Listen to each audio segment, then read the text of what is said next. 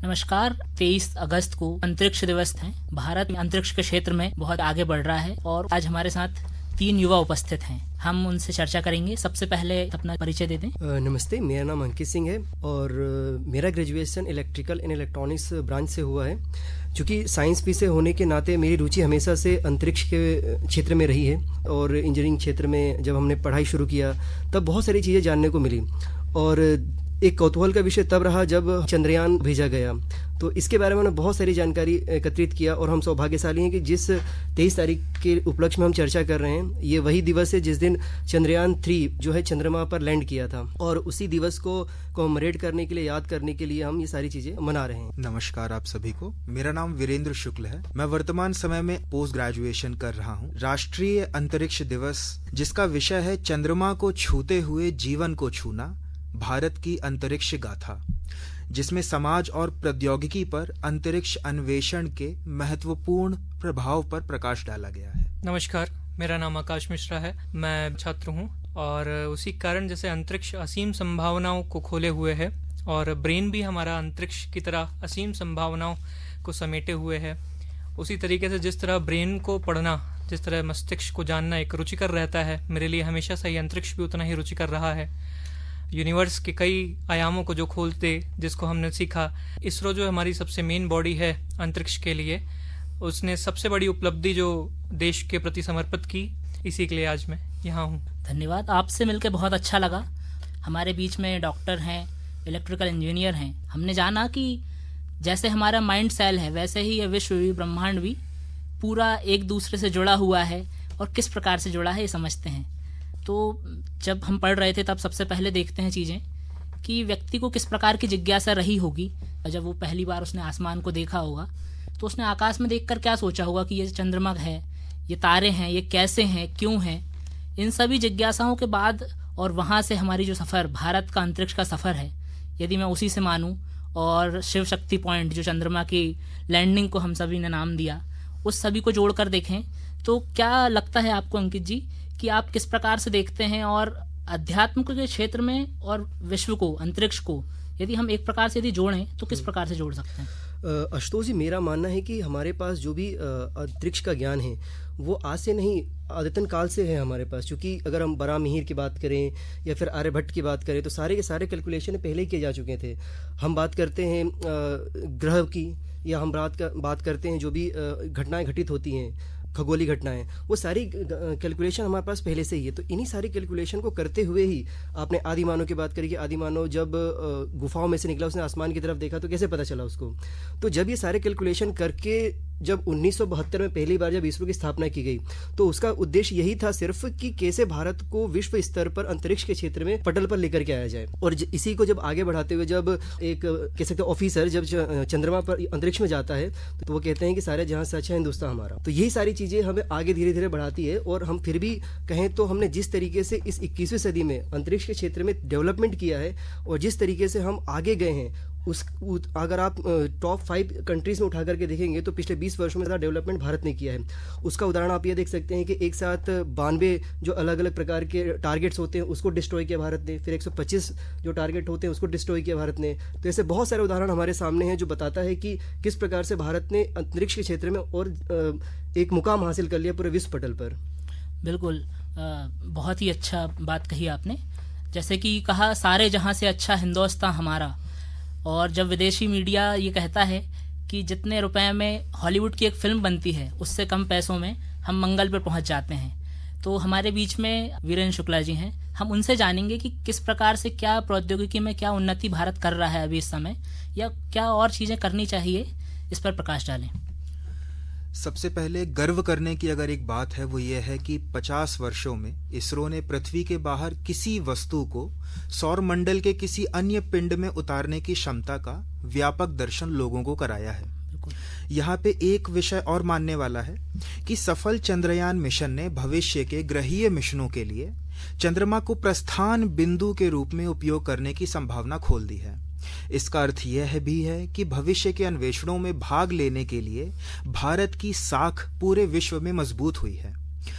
क्योंकि चंद्रयान 3 दक्षिणी ध्रुव पर उतरा था, इसके महत्व पे कुछ प्रकाश डालने की आवश्यकता है। सर्वप्रथम यहाँ पे सूर्य का प्रकाश बहुत कम पहुंचता है एवं 2 अरबों वर्षों बाद चंद्रमा का जो विकास है वो रुक सा गया है।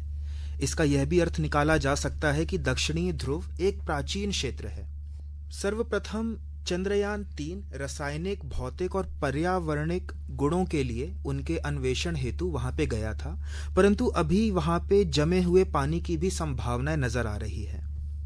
यहाँ एक अगर अंत में एक बिंदु रखना चाहूं तो वो यह होगा कि प्रौद्योगिकी, जिसको सबसे जटिल एवं उन्नत विषय माना जाता है, वहां भारत ने संपूर्ण विश्व में अपनी महारत हासिल की और इसके पश्चात नमूना वापसी एवं राज्य मंत्री उन्होंने गगनयान मिशन 2025 के लिए हरी झंडी भी दिखाई है। पहला भारतीय अंतरिक्ष में जो जाने वाला है वह भी इसके साथ ही कहीं न कहीं इसकी फ्यूचर प्लानिंग चल रही है। विश्व नेतृत्व करते हुए 2035 तक अंतरिक्ष स्पेस स्टेशन एवं 2045 तक भारतीय की चंद्रमा पर लैंडिंग भी हमारे भविष्य प्लान में है। यहाँ पे वर्तमान स्थिति को देखा जाए तो निजी क्षेत्रों द्वारा 1000 करोड़ के ऊपर की धनराशि एकत्रित कर ली गई है एवं जहां पहले गिनी चुनी ही प्राइवेट कंपनियां थी, आज के दिनांक में 300 से ज्यादा स्टार्टअप यहाँ पे अन्य क्षेत्रों से जुड़े हुए अधिक लोगों के लिए 120 से ज्यादा वैज्ञानिक इसरो के लोगों के स्कूलों, कॉलेजों, महाविद्यालयों में भेजे जा रहे हैं एवं हैकाथॉन, रोबोटिक्स चैलेंज जैसी अन्य प्रतियोगिताओं से हम युवाओं को साइंस, टेक्नोलॉजी, इंजीनियरिंग, मैथमेटिक्स, विज्ञान के क्षेत्रों में और रुचि लाने के लिए प्रोत्साहित किया जा रहा है। बिल्कुल, धन्यवाद। आइए अब हम जानते हैं आकाश जी से, जो मानव शरीर को की उस सारी कल्पनाओं के बारे में जानते हैं। तो हम देखते हैं कि मानव के शरीर में 70% जल है, पृथ्वी में भी 70% जल है, और कई बार हम बोलते हैं कि हार्मोनल चेंज होता है हमारे बीच में, हमारा हार्मोनल चेंज होता है। और यदि प्रकृति और पृथ्वी की दृष्टि से देखें तो वो ज्वार भाटा को उसको समझ सकते हैं, हाई टाइड और लो टाइड, नीप टाइड और सुपर मून और ब्लू मून जो होता है अलग अलग। इन सभी चीजों को हम कैसे जोड़कर देखते हैं और एक दोनों के बीच में एकात्मता दिखती है हमें। तो किस प्रकार से अंतरिक्ष को हम इस प्रकार से समझें कि वो मानव ही है या हम अंतरिक्ष का हिस्सा हैं, हमें दूसरे से अलग नहीं है, कृपया हमें बताएं। भारत में हमेशा से ही जब भारत का आयुर्वेद विकसित हुआ और भारतीय ज्ञान परंपरा जब विकसित हुई तो उसने अंतरिक्ष को और इंसानी शरीर को कभी पृथक न माना। अध्यात्म ही यही कहता है कि हमारा जो शरीर है वह ही अपने आप में समाया हुआ अंतरिक्ष और ब्रह्मांड है। कई फिलोसफीज, स्कूल्स ऑफ फिलोसफीज भी डिस्कस की जाती हैं इसमें, जहाँ पे बताया जाता है कि अंतरिक्ष वैसे ही काम करता है जैसे एक मानव शरीर का संरचना जिस तरीके से जटिलता से काम करती है। आपने ज्वारभाटा की बात की तो शिव शक्ति पॉइंट, जहाँ पे हमारा रोवर, भारतीय रोवर 23 अगस्त को उतरा था, वहाँ से अभी अल्फा पार्टिकल एक्सरेज स्पेक्ट्रोमीटर, जिसको APXS सिस्टम कहते हैं, उसने हमें कुछ साउथ पोल से, हमको दक्षिणी ध्रुव से हमको सैंपल्स दिए हैं इकट्ठा करके, जिसमें हम चंद्रमा के उत्पत्ति का समय और उस समय क्या हालात रहे होंगे, क्या कारण रहे होंगे, उसका अनुमान लगाया जा सकता है। जिससे नासा की कई सारी पुरानी हाइपोथेसिस रहे हैं, ऐसी मान्यताएं रही हैं या ऐसी कुछ थ्योरीज रही हैं जिसका अभी तक हमारे पास प्रूफ तो नहीं है। वो ये माना जाता है कि धरती जब बनी होगी तो एक गर्म ज्वाला के रूप में रही होगी, जिससे एक उल्कापिंड या फिर बड़ा एक ग्रह कोई आके टकराया होगा, जिसके वजह से चंद्रमा की उत्पत्ति हुई। लेकिन जो हम भारत ने रोवर भेजा है, इससे उस चीज को अगर हम प्रूव कर पाएं तो मेरे ख्याल से भारत का हमेशा, जैसे भारत का योगदान एक विश्व पटल पर रहता है, तो अंतरिक्ष में भी ये अपने आप में एक बहुत बड़ा योगदान रहेगा। ये बिल्कुल, जैसे हमने देखा कि इसरो ने किस प्रकार से 104 सैटेलाइट को, जो कि फ्रांस और अन्य देश के थे, उनको भेजकर अपनी जो उनका इन्फोएक्स है उसके माध्यम से भारत की इकोनॉमी को और मजबूत किया।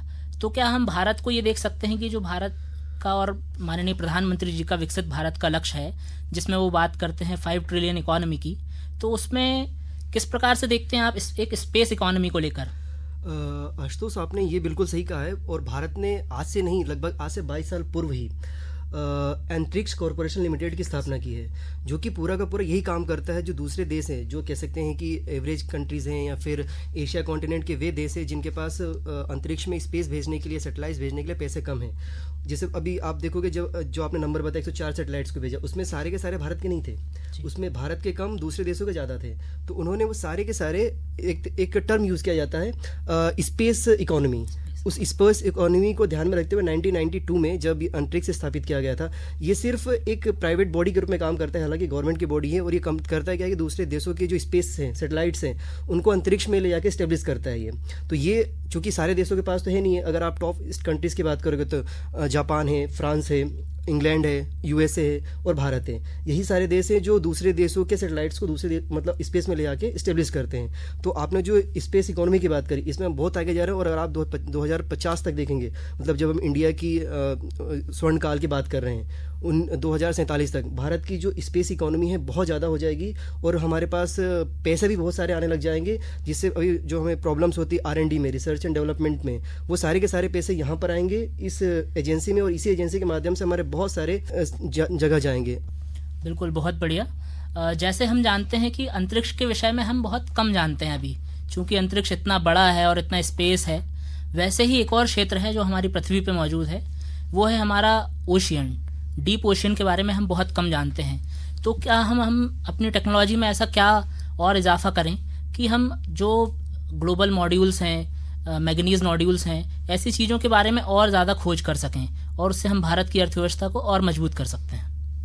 आपका ये प्रश्न बहुत ही अच्छा और भविष्य को देखते हुए काफ़ी उपयोगी है आशुतोष जी। चंद्रयान 3 जो भेजा गया था, उसके 3 भागों में जो भाग चंद्रमा के 100 किलोमीटर ऊपर ही रह गया, वह प्रपर्शन मॉड्यूल में शेप, स्पेक्ट्रल एंड पोलरीमेट्रिक नामक तकनीक का उपयोग किया गया था। उस तकनीक में धरती की ओर देखा गया, उनके भौगोलिक, पर्यावरणिक एवं अन्य कई मापदंडों को वहां से नापा गया। इसका अर्थ हम यह कह सकते हैं कि अगर हमें धरती की सतह एवं अन्य संसाधनों के बारे में भी सोचना है, तो हमें कहीं ना कहीं उसको अंतरिक्ष एवं उसमें जुड़ी हुई तकनीकों का भी इस्तेमाल करना काफी हद तक आवश्यक है। एवं अन्य जो तकनीकें चंद्रयान 3 मिशन में उपयोग हुई हैं, वह कहीं ना कहीं अन्य क्षेत्रों जैसे एग्रीकल्चर, माइनिंग एवं अन्य विभागों में भी कहीं ना कहीं अति आवश्यक है। अन्य अगर हम तकनीकों की बात करें जो चंद्रयान में उपयोग हुई हैं, जैसे ऑल्टीमीटर, वेलोसिटीमीटर, इनिशियल मेजरमेंट, उनका propulsion system, navigation, guidance and control, hazard detection और अवॉइडेंस, और सबसे महत्वपूर्ण है लैंडिंग मैकेनिज्म, जो कहीं ना कहीं हमें यह दिखाता है कि अभी अंतरिक्ष में होने वाली तकनीक का उपयोग हर एक विषय एवं हर एक भाग में कहीं ना कहीं कर सकते हैं। बिल्कुल, हम देखते हैं कि प्राचीन काल में तीर तलवार से, फिर भाले से, और उसके बाद फिर तोप, मशीन गन, इस प्रकार से जो हमारे वेपन्स हैं वो बदलते गए। लेकिन एक और बात आती है इसी में, स्पेस वॉर की। तो मैं आकाश जी आपसे जानना चाहूँगा कि किस प्रकार से कौन सी इकोनॉमी किस पर हावी रहेंगी और भारत की इसमें अभी क्या भूमिका है और भारत में क्या हो सकता है इस क्षेत्र में। भारत हमेशा से ही जाना जाता है कि अपनी तैयारियों को किसी घटना से पूर्व करके रखने को, और उसी तारतम्य में दुनिया भर में मचे उथल पुथल, और जैसे रशिया यूक्रेन वॉर आप देख रहे हैं, या इजराइल पैलेस्टीन वॉर देख रहे हैं, या फिर हमारे पड़ोस में आजकल बांग्लादेश में जो भी स्थितियां बनी हुई हैं, इन सबको मद्देनज़र रखते हुए कहीं ना कहीं बीच में आप देखेंगे, जब आप सुर्खियों को पढ़ेंगे तो एक बीच में न्यूज़ कभी निकल के आती है कि स्पेस वॉर या फिर अंतरिक्ष में और सभी सैटेलाइटों को ध्वस्त कर दे, जिससे हमारा जो नेविगेशन सिस्टम है। आपको बता दूं, भारत ने 11 अप्रैल 2018 को नेविगेशन सैटेलाइट लॉन्च की, जिससे हमने IRNSS, हमारा जो खुद का नेविगेशन एक पूरा सिस्टम है, उसको स्थापित किया, जिसके वजह से हमें अब USA की GPS सिस्टम की आवश्यकता नहीं पड़ेगी और हमारी आर्मी इसको बखूबी इसको हैंडल कर रही है। तो उसी क्रम में स्पेस वॉर के लिए भी भारत ने अभी जो सैटेलाइट है, एंटी सैटेलाइट मिसाइल को लॉन्च किया मिशन शक्ति के तहत 27 मार्च 2019 को, और उसको हमारी भारत की अपनी एक प्रोटोटाइप सैटेलाइट को ध्वस्त करके पूरे दुनिया को, पूरे विश्व पटल पे यह बात रखी कि भारत भी सक्षम है कि अगर स्पेस वॉर जैसी स्थितियां क्रिएट होती हैं तो हम भी दूसरों की सैटेलाइटें ध्वस्त करके और हमेशा की तरह सच्चाई की एक जीत को स्थापित करेंगे अंतरिक्ष में भी। बिल्कुल, भारत जल थल नभ ही नहीं अंतरिक्ष में भी विकसित होगा। और हम आत्मनिर्भर भारत की बात करते हैं तो मुझे ध्यान आता है, हाँ, तब भारत के जो दीर्घकालिक मित्र हैं इजराइल, उसने मदद की थी और फिर भारत ने नाविक और IRNSS बाकी सारी चीज़ें बनाई थी। तो आप किस प्रकार से देखते हैं कि भारत इसी प्रकार से और गगनयान जैसे मिशन हैं उसमें कैसे आगे बढ़ेगा, और किस प्रकार से, क्योंकि भारत एक कृषि प्रधान देश है तो यहाँ मौसम, हमारी कृषि जो है वो मौसम पर आधारित होती है, तो और क्या मदद मिल सकती है गगनयान जैसे सैटेलाइट से? आशुतोष, आपने है ना एक साथ 2-3 बातों को जोड़ दिया, जो कि इसका सबसे अच्छा उदाहरण देते हैं हमारे अटल बिहारी वाजपेयी जी, जिन्होंने कहा जय जवान जय किसान जय विज्ञान। बिल्कुल, है ना, तीनों बातों को उन्होंने जोड़ दिया और आगे आकर के फिर हमारे प्रधानमंत्री जी नरेंद्र मोदी, उन्होंने जय अनुसंधान भी कर दिया। तो सारी बातें जो हैं, सारे जो चारों शब्दों को लेकर हम आगे बढ़ते हैं तो उसमें हमारे किसान भी आ जाते हैं, क्योंकि सारे के सारे किसान जो होते हैं हमारे मौसम पे आधारित होते हैं, मौसम पर डिपेंडेंट होते हैं। और आज के समय अगर आप देखोगे तो जब भी इसरो के IRS जो सैटेलाइट्स हैं जो मौसम वेदर की सेंसिंग करते हैं, वो आजकल 95% एक्यूरेट वेदर के फोरकास्टिंग करते हैं। आप सुबह सुबह घर से निकले हैं और देखेंगे कि आज तो चिलचिलाती धूप है, लेकिन इसरो ने फोरकास्टिंग की है कि आपका जो बारिश होने वाला है शाम को, आप सोचेंगे कि अरे आज तो धूप है, कैसे बारिश होगी, लेकिन आप देखेंगे शाम होते होते बारिश होने लग जाती है ना। तो ये हमारा जो मौसम को लेकर के इसरो का फोरकास्टिंग है, ये सारा इसलिए हो रहा है क्योंकि उन्होंने जो धरती की सतह से जो डिस्टेंस है वो उन्होंने अच्छे से कैलकुलेट किया हुआ है कि हाँ इतने डिस्टेंस पे ले जाकर के अगर हम रखते हैं सैटेलाइट को तो अच्छे से सेंसिंग करेगा। उसी को देखते हुए गगनयान का जो भी डिस्टेंस उन्होंने रखा है पृथ्वी की सतह से, लगभग 400 किलोमीटर का रखा हुआ है, और 400 किलोमीटर जो होता है वो पूरा एक्सोस्फीयर हो जाता है, लगभग पृथ्वी का जो आवरण होता है उससे एक बाहर का। तो वहां पर जब वो भेजेंगे, लगभग 3 दिनों तक का समय काल रखा है उन्होंने वहां पर, 72 आवर्स। तो 72 आवर्स बहुत ज़्यादा हो जाता है किसी भी कैलकुलेशन को करने के लिए, क्योंकि हम मानते हैं कभी 21 घंटे कभी 21 दिवस इस प्रकार कैलकुलेशन किया जाता है। तो एक बहुत अच्छा हमारे सामने उदाहरण है। और आगे आने वाले समय में हम देखेंगे कि इन सारी चीज़ों को लेते हुए जो सूरज है आजकल बहुत कभी कभी बहुत ज़्यादा गर्मी कर देता है, कभी बहुत ज़्यादा ठंडा हो जाता है, तो इनके ऊपर भी जो हमारा वैज्ञानिक है, इसरो है और अन्य देश के जो भी एक अच्छा काम कर रहे हैं, तो जो कहा है जय जवान जय किसान जय विज्ञान जय अनुसंधान, ये पूरा का पूरा हमें भविष्य में सार्थक होता दिखाई देगा। बहुत बहुत धन्यवाद। हम देखते हैं सोशल मीडिया पे एक तस्वीर सबसे ज़्यादा वायरल होती है, उसमें दिखाई देता है जो कि साइकिल पर मिसाइल्स के कुछ पुर्जे लेकर कुछ वैज्ञानिक जा रहे होते हैं। तो भारत ने वहाँ से लेकर और जियो स्टेशनरी सैटेलाइट और जो सोलर रोवर हैं, लैंडर और सोलर मिशन भी भारत का शुरू होने वाला है, इन सभी की और बात करते हैं हम। आकाश जी, आप बताइए कि इसरो ने किस प्रकार से कहाँ से लेकर कहाँ तक यात्रा की, इस पर थोड़ा सा प्रकाश डालें। इसरो हमेशा से मेरे लिए फैसिनेटिंग रहा है एक ऑर्गेनाइजेशन के रूप में।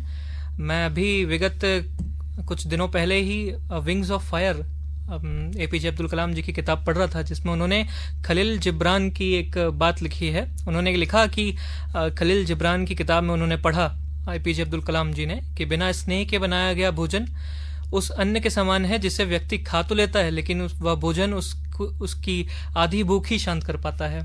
इसी तरीके से भारत ने कभी भी भोजन को बिना स्वाद या बिना भाव के न बनाया।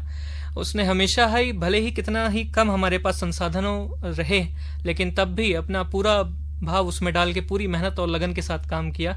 इसरो ने 1962 में विक्रम साराभाई जी ने स्पेस प्रोग्राम जो जब शुरू किया तो उन्होंने एक नींव रखी कि किस तरीके से भारत भी, जिस तरीके से हर क्षेत्र में भारत तेजी से दौड़ के आगे बढ़ना चाहता था और उस आसमान की अनंत ऊंचाइयों को छू लेना की इच्छा एक मन में थी, उसी तरीके से विक्रम साराभाई जी के एक नन्हे से पौधे को जो उन्होंने रोपा वो उठा और जिसमें अनगिनत ब्रांचेस, जो अनगिनत उनमें जो शाखाएं हैं, चाहे वो कलाम साहब के रूप में आप देख लें, चाहे आप किसी और साइंटिस्ट के रूप में देख लें, विभिन्न साइंटिस्टों ने हमने उस पर 4 चांद लगाए और एक विशाल पेड़ अब जो इसरो है तैयार होने वाला है। इसमें कई सारे प्राइवेट प्लेयर्स भी अब ऐड होने वाले हैं। हमने कई सारे टाटा और डिफरेंट स्पेस एजेंसियों से भी बात करनी शुरू कर दी है और इसमें असीम क्षमताएं हैं अपने आप में, क्योंकि स्पेस में अगर प्राइवेट प्लेयर्स भी आ जाते हैं तो ये अपने आप में बहुत बड़ी उपलब्धि होगी। जिस तरीके से स्पेस एक्स हम देख सकते हैं यूएसए में आज मुकाम नए नए हासिल कर रहा है, उस तरीके से भारत में भी फिर प्राइवेट प्लेयर्स इस कमी को भी पूरा करेंगे। मैं वीरेन जी आपसे जानना चाहता हूं कि इसरो की और भविष्य की क्या प्लानिंग हो सकती है, हमारी और क्या परिकल्पनाएं हो सकती है। जिज्ञासु के माध्यम से आप सभी श्रोताओं को बताएं कृपया कि क्या हो सकता है और इसरो में। धन्यवाद आशुतोष जी। अभी आर्टिकल शिप के कारणवश अहमदाबाद में इसरो के सेंटर पे जाना एवं वहां से काफी ज्ञान प्राप्ति का अनुभव हुआ। उसका एक अगर मैं सारांश में बताऊं तो साध्य और साधन का अंतर यहाँ पे प्रत्यक्ष रूप से देखने को मिलता है। इसरो एवं हम भारतीयों के लिए कोई भी संसाधन कहीं ना कहीं एक साधन के रूप में ही है, परंतु हमारा साध्य आज भी समाज का उत्थान एवं प्रौद्योगिकी के साथ मानव का कल्याण ही है। अब यहाँ पे आपको एक ध्यान होगा साइकिल में मिसाइल को ले जाने वाला चित्र जो काफी फेमस हुआ था। वहां पे भी हमारी जो सोच थी वो कहीं ना कहीं हमारे साध्य, सैटेलाइट और भविष्य के समय में भारत की अन्य देशों के साथ होने वाली एक कहीं ना कहीं अंतरिक्ष में कंपटीशन में भारत को आगे ले जाना ही है।